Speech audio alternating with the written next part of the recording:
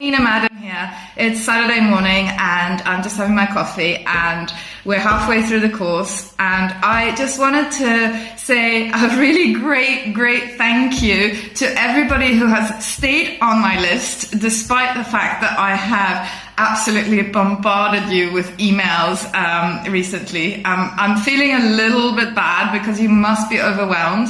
And I want to give you something of real value just to say thank you for staying on the list and not unsubscribing, because that seriously deserves a big thank you. So I wanted to talk to you this morning about something called the drama triangle. These are the games we play as human beings in our relationships. And it comes from transactional analysis, and basically it's a game we play that always ends in pain. So the whole idea of this is don't play the game. So the drama triangle is kind of like this, if you can see it, and you have a triangle and you have a persecutor and a rescuer and a victim.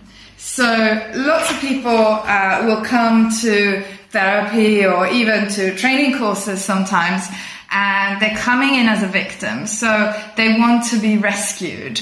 They're looking for a guru, like for someone who is like beyond human, who's going to rescue them. And then sometimes the therapist will fail to rescue them in the way that they want to be rescued. And then the victim steps into the persecutor mode. And then they get really angry with the therapist and they talk badly about them and so on. So now they're kind of entering the persecutor mode.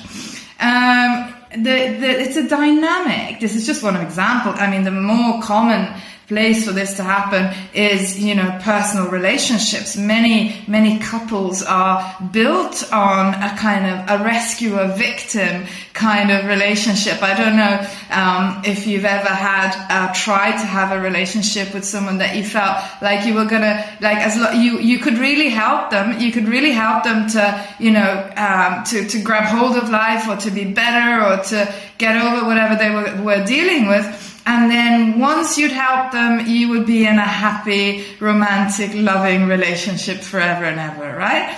That is the rescuer-victim dynamic. And of course, the problem with that is that the victim, victim might want to be rescued, but sometimes the victim doesn't want to be rescued, doesn't want to be rescued in the way that the rescuer wants to rescue the victim.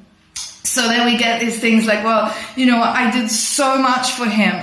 I tried to help him for years, or, I did so much for her, and she's so ungrateful because she didn't change, she didn't become whole and healed because of my love, right? So then people get angry and they think, I put so much into this. And so now the rescuer is jumping to the persecutor. And now they're starting to persecute. And this is, like I said, it's like a game that people play. So we move through these different roles, parent-child relationships, the relationship that we have, with our parents, and, are we victim? Are we persecutor? Or are we rescuer? And in our friendships and our social dynamics, we see this all the time. So the idea with the drama triangle is that it's a game and it ends in pain. And so step out of it. Don't be a rescuer. Don't be a persecutor. Don't be a victim. And pay attention to, what is your impulse? Where's your impulse kind of leading you? Where is it going? Of course, as a therapist, as a coach, it's going to be inevitable that I have this streak in me of being rescuer, right? I started off as a little kid, 5 years old, rescuing, little birds with broken wings. My